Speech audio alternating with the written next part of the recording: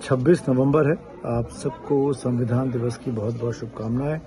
और आज हम 75 साल पूरे कर चुके हैं अपने संविधान को देश में लागू किए, सेलिब्रेट कर रहे हैं इस बड़े मौके को। उस वक्त हमको कुछ चीज़ें आसपास जो बीत रही हैं उस तरफ भी ध्यान देने की ज़रूरत है। जैसे कि मैं आज संभल को नहीं भूल पा रहा हूँ। संभल में जो कुछ हुआ बीते रविवार को 2 दिन पहले, तो संभल और संविधान ये क्या कहानी कहते हैं, इस पर आज हम बात करते हैं। संभल में जो कुछ हुआ, जिस तरीके से हिंसा भड़की, 5 नौजवानों की मौत हो गई, बड़ा संदेहास्पद है कि पुलिस की गोली से लगी या दंगाइयों की गोली से लगी। इस पर तो पूरा डिबेट छिड़ा हुआ है, लेकिन जो परिस्थिति पैदा हुई 2 दिन 3 दिन के भीतर, वो चिंताजनक करने वाली है। तो सवाल ये कि क्या संविधान के नियमों का पालन किया गया। बाबा साहब अम्बेडकर बोल गए हैं कि संविधान कितना अच्छा भी क्यों ना हो, पर संविधान को जो पालन करने वाले लोग हैं, संविधान को जो लागू करने वाले लोग हैं, अगर वो ठीक नहीं है तो संविधान, अच्छे से अच्छा संविधान भी बेमानी हो जाता है, उसका कोई मतलब नहीं रहता है। तो जब हमारे संविधान के जो निर्माता हैं, जब उन्होंने ये बात कही तो कुछ सोच समझ के कही होगी। तो संभल में जिस तरीके से कोर्ट का एक पिटीशन लगी, फैसला आया कि सर्वे होना चाहिए, उसके 2 से 3 घंटे के भीतर सर्वे टीम पहुंच गई, पहले दौर का सर्वे हो गया।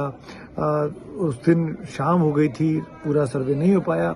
फिर संडे को सर्वे होने की बात आई, शनिवार की रात को इन्फॉर्म किया गया, जो सर्वे कमिश्नर बने थे उनके द्वारा मस्जिद कमेटी के लोगों को, उनका ये कहना है कि उनके वकील को उन्होंने इन्फॉर्म कर दिया था। तो जब इन्फॉर्म कर दिया था तो फिर दंगा क्यों भड़का। क्या स्थानीय प्रशासन, जो कि वहाँ के डीएम हैं, आईजी हैं, डीजीपी हैं, उनकी कोई जिम्मेदारी नहीं बनती थी। क्या संविधान को मानते हुए इन तमाम लोगों को, जो ये संविधान हमको कहता है कि भारत में रहने वाला हर एक नागरिक समान है, तो क्या इन लोगों को कोशिश नहीं करनी चाहिए थी कि सर्वे जब एक बार पूरा हो चुका है, और पहली बार में तो अचानक सर्वे कराया गया, उस कम्युनिटी को, माइनॉरिटी कम्युनिटी को, मुस्लिमों को पता ही नहीं चला कि जामा मस्जिद का सर्वे हो भी गया, इतनी तेजी से काम हुआ।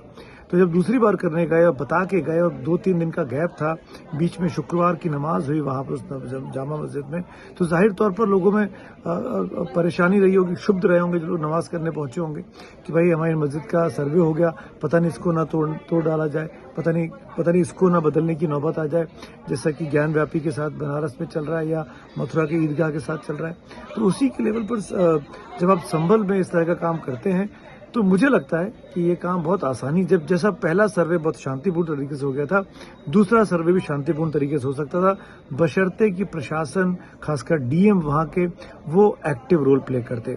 वहाँ के जो वहाँ के कमिश्नरेट हैं, उसके जो मुखिया हैं, वो अगर दोनों कम्युनिटीज़ को साथ लेकर बैठते, बताते कि ये कोर्ट का आदेश है, ये करना ज़रूरी है, आप हमारे साथ रहिए, हम उन नेता उन माइनॉरिटी कम्युनिटी के बड़े नेताओं को अपने साथ रखते, तो शायद इतना बवाल नहीं मचता।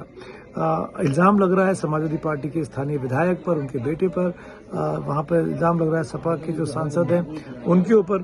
तो ये तमाम चीज़ें इशारा कर रही थी कि राजनीति ज़्यादा हो रही है। हमको नहीं भूलना चाहिए कि वर्शिप एक्ट है अपने देश में 1991 का बना हुआ, जिसके तहत राम मंदिर को लेकर ये छूट दी गई कि अयोध्या को लेकर, कि राम मंदिर बनने को लेकर। इसके बाद उस वर्शिप एक्ट में बहुत साफ लिखा हुआ है कि 15 अगस्त 1947 के बाद से लेके उस दिन तक जितने भी पूजा स्थल, धार्मिक स्थल थे, चाहे किसी भी संप्रदाय, किसी भी महज के क्यों ना हो, उनका चेंज नहीं किया जाएगा।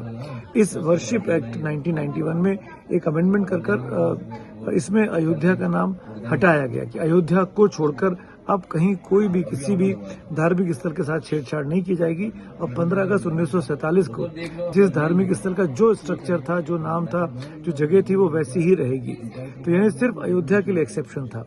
लेकिन अब हम देख रहे हैं कि ईदगाह को लेकर सर्वे हो रहा है, जामा मस्जिद संभल को लेकर सर्वे हो रहा है, ज्ञान व्यापी को लेकर सर्वे हो रहा है, ऐसे बहुत सी चीजें निकल आई हैं। और इस वजह से ये पिंडोराज बॉक्स खुल गया है।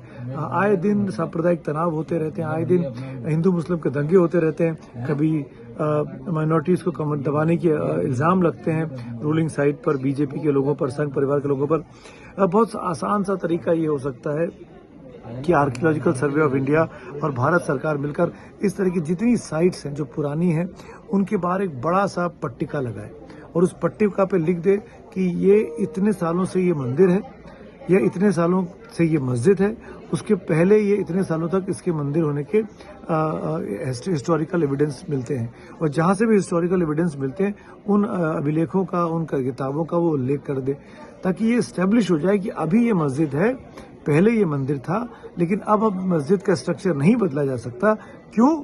क्योंकि यहाँ पर अब बीते 70-75 सालों से नमाज पढ़ी जा रही है या दूसरे धर्म का जिसका भी है उसकी पूजा पद्धति अपनाई जा रही है।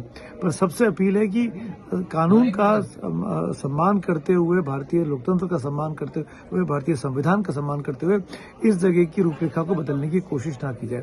ये अपील इस तरह की जितनी भी कथित तौर पर डिस्प्यूटेड या विवादित साइट हैं इन पर लगाकर इसको आइडेंटिफाई कर और उस इलाके के लोगों को भरोसे में लेकर राजनीति किए बगैर शांति और सौहार्द बनाने के साथ ये काम किया जाए तो जनता को समझ में आएगा।